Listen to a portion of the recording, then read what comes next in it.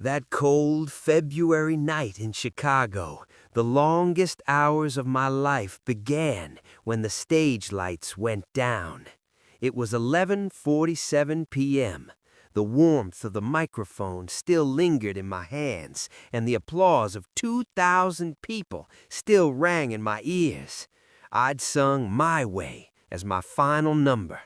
Ironic, wasn't it? Because behind that door, I was about to learn just how fragile my luxury of doing things my way really was. My friends, let me tell you about Chicago in those days. It was 1962, and the city looked like the shining showcase of the American dream. Skyscrapers reaching for the heavens, jazz clubs, elegant restaurants. But you know, like every glittering storefront, behind that glass was another world. Sam Giancana's world. And that night, they'd invited me into that world. Or, more accurately, they'd summoned me by force. When I returned to my dressing room, loosening my bow tie, I looked in the mirror. My blue eyes were tired, but that sparkle was still there. They called me the Voice. My voice was as powerful as a weapon, but that night I would learn that in some rooms your voice means nothing. You only have your survival instinct. There was a knock at the door, 3 times, hard, decisive knocks. "May I come in, Mr. Sinatra?" asked the voice inside, but the tone made it clear this wasn't a question, it was a notification. When I opened the door, I saw a familiar face, Tony the Ant Spilotro, one of Sam's most loyal men. He wasn't smiling. "Tony," he said, "Mr. Giancana wants to see you, now." Something tightened inside me. I knew Sam, of course, had known him for years, but these kinds of invitations never brought good things. I straightened my tie, downed the last drop of whiskey in my glass, and said, "All right, Tony, take me to him."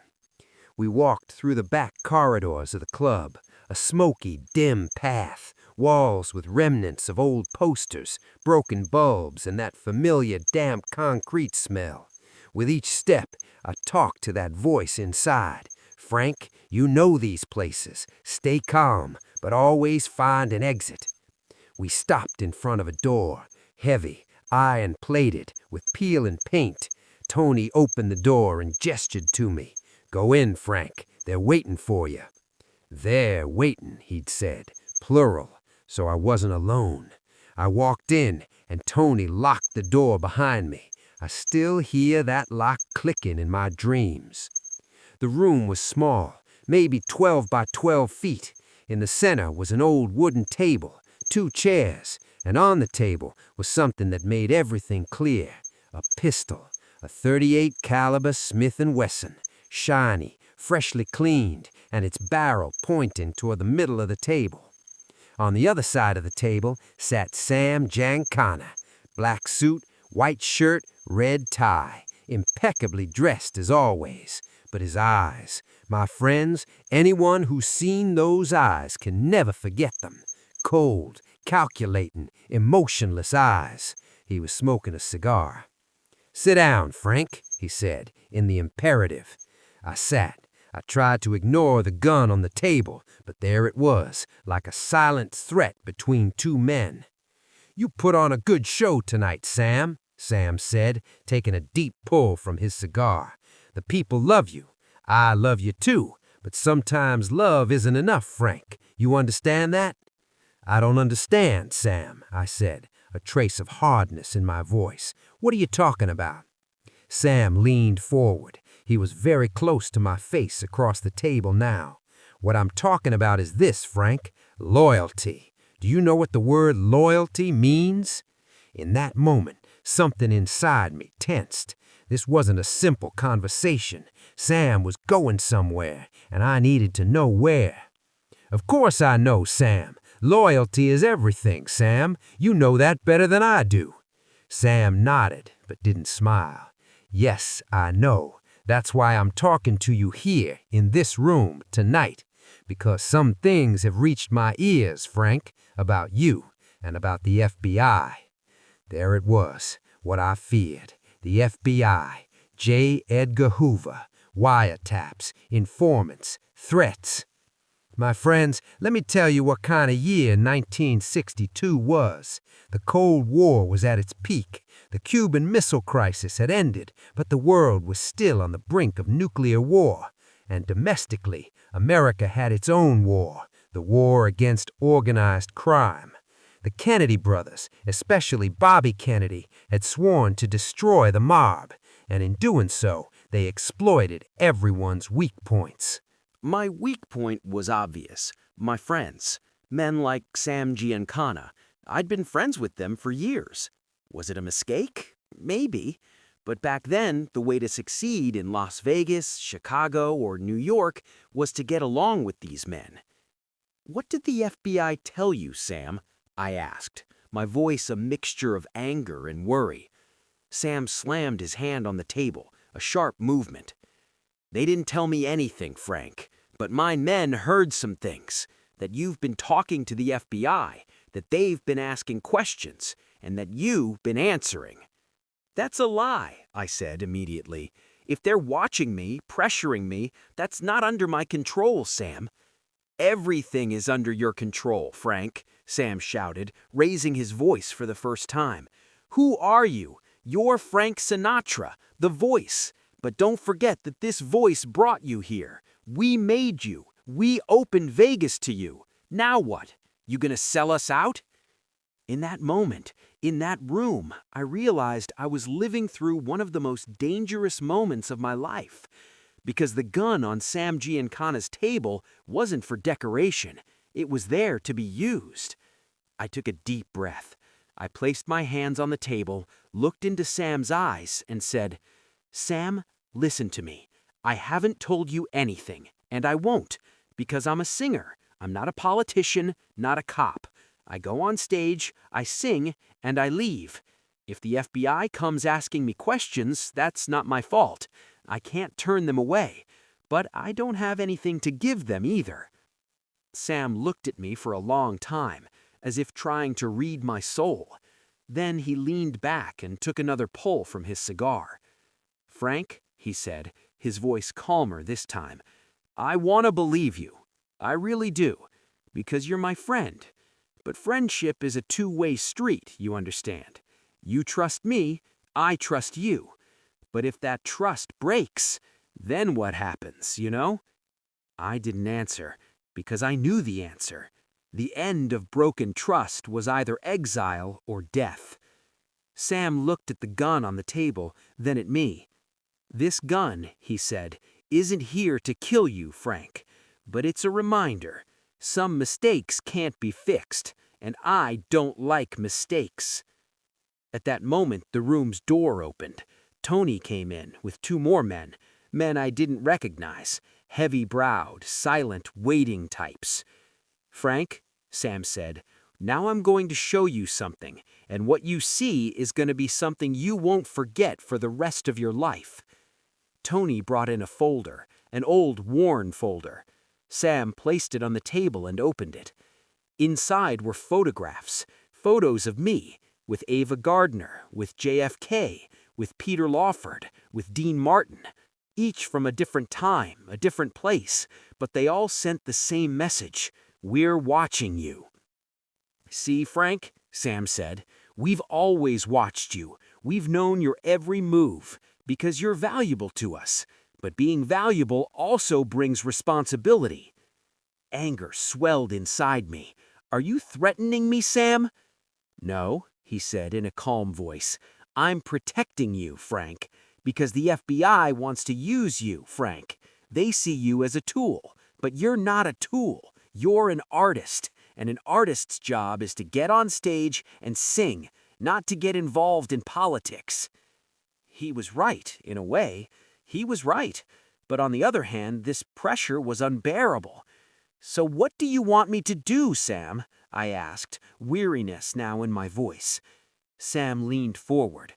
"What I want is simple, Frank. Continue your life, sing, have fun, but when the FBI comes, don't give them anything, nothing. Because if you give them something, then you and I are finished, and we both know that when we're finished, your career is finished too. This was an open threat, but it was also a fact. Sam had his hand in Las Vegas, Atlantic City, even some corners of Hollywood. If he cut me off the list, my life would turn into hell. I understand, I said. What else could I say? Sam stood up. He extended his hand. Then we have an understanding, Frank. You're my friend, I'm your friend, and friends don't sell each other out, do they? I shook his hand. No, Sam, friends don't sell each other out. Good, he said and smiled, but that smile wasn't warm at all. Now go, get on stage, sing, and remember, some secrets go to the grave. I left the room. Tony escorted me in the corridor. We didn't speak. When I returned to my dressing room, my hands were shaking. I poured whiskey into the glass again and downed it in one gulp. But the truly shocking part was what happened after I left that room. A week later, I was at my home in Los Angeles. The phone rang. It was 3 in the morning. Whoever calls at this hour either has very good news or very bad. "Hello?" I said in a sleepy voice. "Mr. Sinatra, this is Agent Williams, FBI. We need to talk." I jumped out of bed. FBI. It had begun. What Sam said was happening. They'd started to squeeze me. "Now? At 3 in the morning?" I said in an annoyed tone. "Yes, now. We expect you at the Los Angeles FBI office tomorrow morning at 9 a.m. Otherwise, we'll have to send a court summons." I hung up. I was trembling inside. This was a nightmare. Sam Giancana on one side, the FBI on the other, and me in the middle, a man caught between two fires. The next morning, I went to the FBI office. My lawyer was with me, but deep inside, I had a profound fear. I entered the room. 2 agents were waiting for me.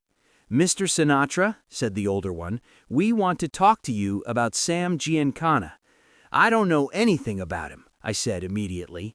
"Really?" the agent said, and placed a photo on the table. Me and Sam at a restaurant, laughing together.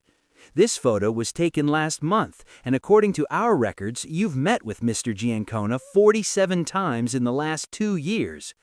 Damn, they knew everything. "He's my friend," I said. "Is that a crime?" "Not a crime," said the other agent, young and ambitious-looking, "but having information about Mr. Giancana's activities is very valuable to us, and you can help us." "How?" I asked, but inside my head, Sam's cold eyes were coming back. "By giving us information, who he meets with, what you discuss, his plans." "No," I said sharply, "I'm not an informant. I'm a singer." "Mr. Sinatra," said the older agent, his voice hardening, "you either cooperate with us or you'll face a series of charges, everything from tax evasion to aiding and abetting organized crime." This was open blackmail, and I was cornered. My lawyer intervened. "My client would like to think about this. We'll get back to you." When I left the FBI office, I was torn apart inside. What was I going to do? If I gave information to the FBI, Sam would kill me. If I didn't, the FBI would lock me up. My friends, let me tell you this. Life sometimes puts you between 2 fires. Power on one side, pressure on the other, and you're stuck in the middle. But in that moment, your character emerges. Either you bend or you stand tall. I stood tall because Frank Sinatra didn't bow to anyone, not to the mob, not to the FBI. Sam Giancana was killed in 1975, in his home, alone. An assassination. I don't know who killed him, and I don't want to know. But when I heard the news, I felt a strange sadness inside. Because Sam, despite all his faults, was once a friend. The FBI, they finally left me alone too, because they had nothing to get from me. And me, I kept singing. I sang my way. I sang New York, New York. I died on stage and was reborn on stage. Because I was Frank Sinatra, the voice, and my voice was never silenced. In that room, The gun on the table said everything. Either play by their rules or lose. But I found a third way. Play by your own rules and fight until you win. My friends, if life ever puts you in that room, sits you across from that gun, remember this: if you show fear, you lose. But if you stand tall, maybe you won't win, but at least you'll keep your honor. And honor is the most valuable thing you can have in this world. That cold February night in Chicago was the longest night of my life. But when I emerged from that night, I was a stronger man. Because I'd understood, as long as you walk your own path, no one can stop you. My way, my path, and this path belonged neither to the FBI nor to the mob. It belonged only to me. Even when the stage lights went down, Frank Sinatra never went down. And that's why you're still listening to my songs today. Because I wasn't just a voice, I was a stand.